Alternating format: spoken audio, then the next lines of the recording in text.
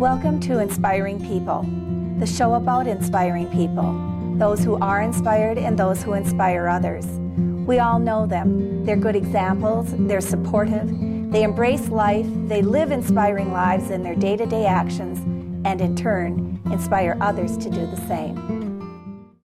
Welcome to Inspiring People. This is Mary Otto. I'm the host of the show, and with me again is Jim McCarthy. This is part 2 of our program regarding Jim's life as an inspiring person.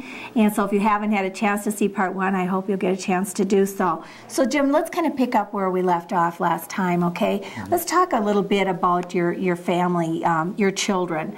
Okay, you mentioned in the first part that you have how many children? 10. 10. Mm-hmm. And tell me something about family life with 10 children. It's not quite cheaper by the dozen, but it's close, huh? Yeah, it is. Okay. Yeah.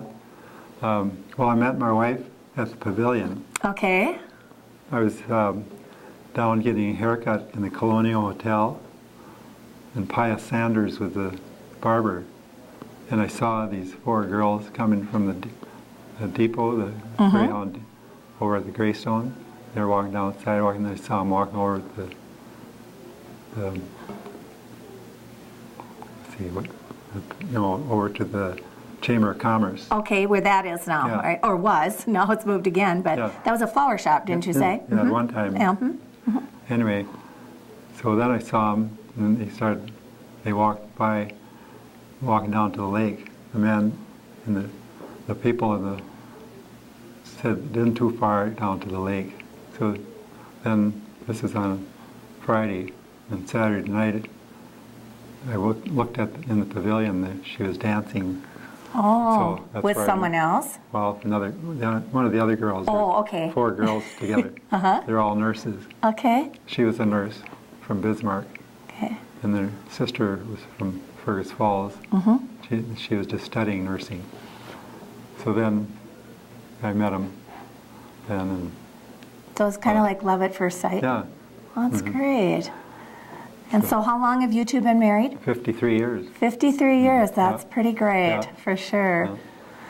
And you've raised a fine family, and many of them are known for their swim, or some of them are known for their swimming capabilities, aren't they? Yeah. Okay. Yeah. They all swam except Brian. Okay. And Susan, I guess she didn't swim, but all the rest did. And you wonder what makes you famous, but I think your kids make you famous. Oh, that's pretty neat. You hear something about their kids, and it's always good, so that makes you kind of famous. That makes you feel good, huh? Okay, who are some other individuals or some other incidents that you can remember from Detroit Lakes, or you've heard about, that your family was involved in Detroit Lakes? Oh, let's see. You said something. You told me something about the 3-legged wolf, the one that's in the museum or has been. Okay. Yeah. Well, they were hunting up by Bad Medicine, and Fred Darko and my Uncle George and a couple other guys, and Uncle George shot at the wolf, and Fred Darko shot it and got it, and killed it. And I have a picture of that hanging up in front of the hotel. My dad and Uncle George had the hotel, and they had that for quite a few years, and then they thought a nice hotel down by the lake would be pretty good, so they built the Edgewater Beach Hotel. Okay, so that's was in the same location where the Edgewater is now? Yeah. Okay.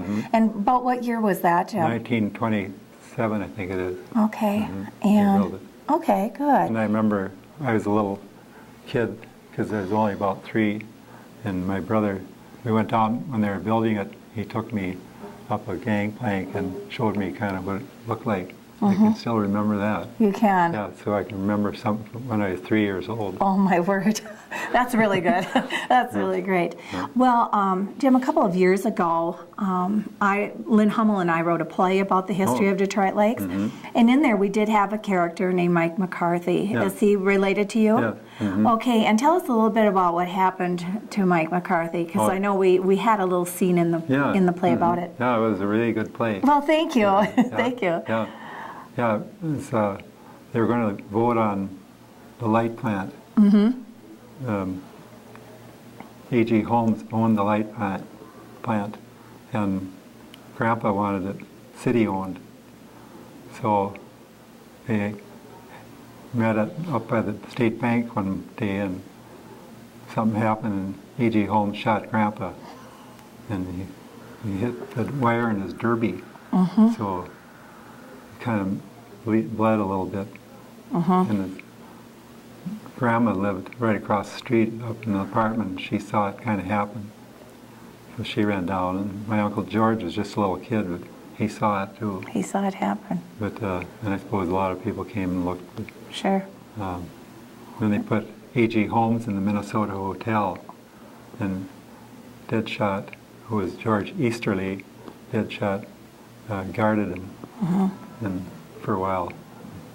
He didn't want to go to jail. So This is the same Holmes that we have, like Holmes Theater, Holmes School, and things like that. Okay. Yeah. So were any charges ever filed against No, AJ? no. All was forgiven, kind of thing? They had some kind of little trial, I guess, but he owned everything in town. So he was vindicated, right? Yeah. Okay. Yeah. And so did they end up building the power plant then?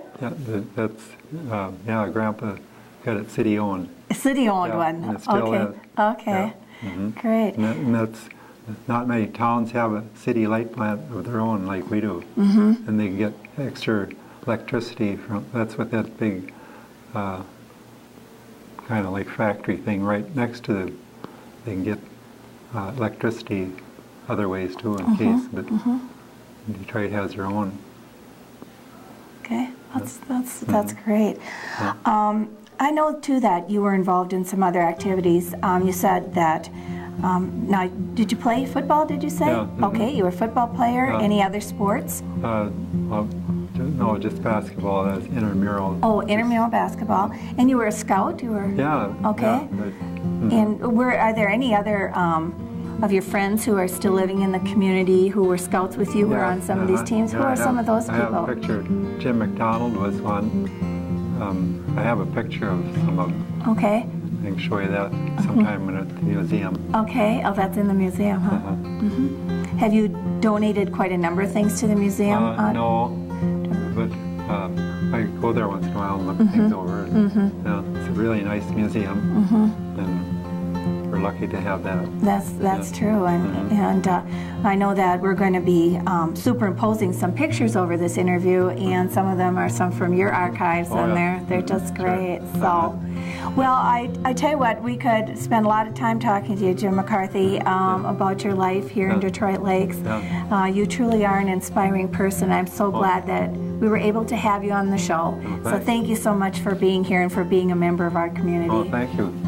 Nice talking with you. Okay.